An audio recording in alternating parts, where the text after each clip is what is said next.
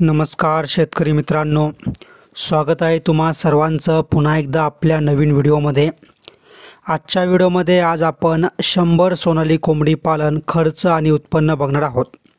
म्हणजे या ठिकाणी 100 सोनाली कोंबडी पालन करून तुम्हाला भांडवल किती लागेल, खर्च किती येईल, खाद्य किती लागेल, अंडी किती भेटेल, त्यानंतर तुमचं उत्पन्न म्हणजे तुम्हाला नफा किती होईल, असं संपूर्ण गणित, संपूर्ण हिशोब आपण आजच्या व्हिडिओत बघणार आहोत।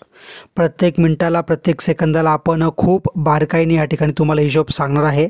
जेव्हा तुम्ही हा व्हिडिओ पूर्ण बघाल तेव्हाच तुम्हाला संपूर्ण गणित, संपूर्ण हिशोब या ठिकाणी समजेल। त्यामुळे प्रत्येकाने हा व्हिडिओ शेवटपर्यंत नक्की बघायचा आहे।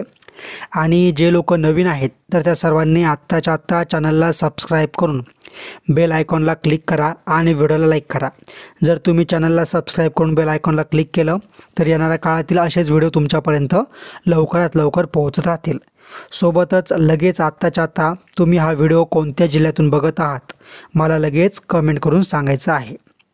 तर बघा, 100 सोनाली कोंबडी पालन करायसाठी आपल्याला या ठिकाणी खर्च किती येईल। तर 100 सोनाली कोंबडी पाळण्यासाठी आपल्याला 10 बाय 10 ची जागा लागेल।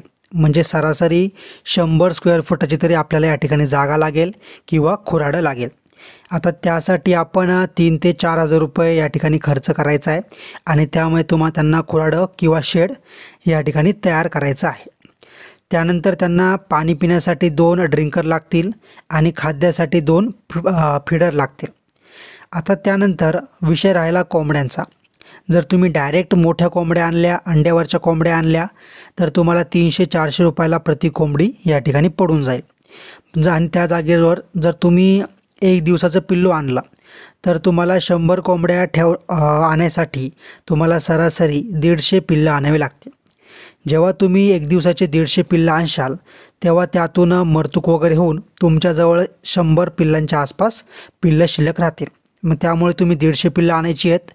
सरासरी तुम्हाला 30 रुपयाच्या आसपास एक पिल्लू पडेल आणि 150 गुणिले 30 4,500 रुपयाचे तुम्हाला पिल्लं लागतील। आणि त्यातून तुमचे किती जरी मृत्यू झाली तरी तुमच्याजवळ या ठिकाणी 100 सोनाली कोंबड्या राहतील। आता त्या तुम्हाला 5 ते 6 महिने पाळायच्या आहेत, त्यांना वाढवायचं आहे आणि त्यांना 5 ते 6 महिने अंड्यावर येईपर्यंत एक सरासरी 3 ते 4 किलो खाद्य प्रति कोंबडी लागेल। जर आपल्याजवळ 100 कोंबड्या असेल तर 100 गुणिले 4 किलो असं मिळून आपल्याला 400 किलो खाद्य त्यांना अंड्यावर आणीपर्यंत या ठिकाणी लागेल। म्हणजे पहिले 5 ते 6 महिने त्यांना 400 किलो खाद्य द्यावं लागेल।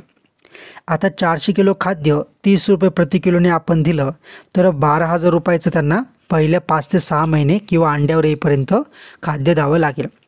त्यानंतर 1,000 रुपये त्यांना लसीकरणासाठी आपल्याला खर्च करावे लागतील। जर तुम्ही डायरेक्ट मोठ्या कोंबड्या आणत असाल तर तुम्हाला हा खर्च करावा लागणार नाही, फक्त तुम्हाला कोंबड्यांची किंमत या ठिकाणी जास्त राहील। त्यानंतर तुम्हाला कोंबड्यांना प्रति दिवसाला जर खाद्य हिशोब केला तर एक सरासरी तुम्हाला त्यांच्यासाठी एक 100 ग्रॅम प्रति कोंबडीच्या आसपास तुम्हाला खाद्य द्यावे लागेल। जर तुमच्याजवळ 100 कोंबड्या असतील तर तुम्हाला 10 किलो खाद्य या ठिकाणी दिवसाला द्यावं लागेल। आता या 10 किलो खाद्यामध्ये तुम्ही 50% घरगुती खाद्य द्यायचं आहे, ज्यामुळे तुमचं चारा असेल, खरकटं वगैरे असेल किंवा मग या ठिकाणी किडे वगैरे बनू शकतात, चारा काही भाजीपाला असेल तो त्यांना तुम्ही देऊ शकता। उरलेले 50% तुम्ही त्यांना विकतचं प्रोटीनचं खाद्य द्यायचं आहे। म्हणजे उरलेले 50% म्हणजे 10 किलोचे 50% 5 किलो खाद्य त्यांना आपल्याला विकतचं द्यायचं आहे। जर 5 किलो खाद्य 30 रुपयाने आपण त्यांना दिलं तर 150 रुपयाचं आपल्याला दिवसाला खाद्य लागेल। आणि जर आपण अंडी उत्पादन बघितलं तर 50 ते 60% आपल्याला यांच्यापासून दिवसाला अंडे भेटतील। म्हणजे जर आपल्याजवळ या ठिकाणी 100 कोंबड्या असेल तर आपल्याला 50 अंडे तरी या ठिकाणी भेटतील। आणि एक अंडं आपण 10 रुपये प्रति अंड्याने जरी विकलं तर आपल्याला 500 रुपये या ठिकाणी आपल्याला दिवसाला अंडे विकून भेटेल। आणि त्यामधून आपण जर एक सरासरी 150 रुपये खाद्य खर्च वजा केला तर आपल्याला 350 रुपयाच्या आसपास या ठिकाणी नफा शिल्लक राहतोय।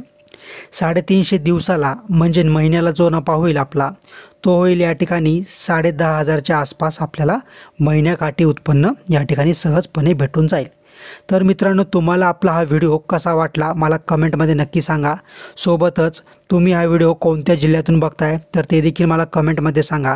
आणि येणाऱ्या काळात तुम्हाला कोणत्या टॉपिकवर किंवा कशाबद्दल व्हिडिओ पाहिजे तर ते देखील तुम्ही मला कमेंटमध्ये सांगा.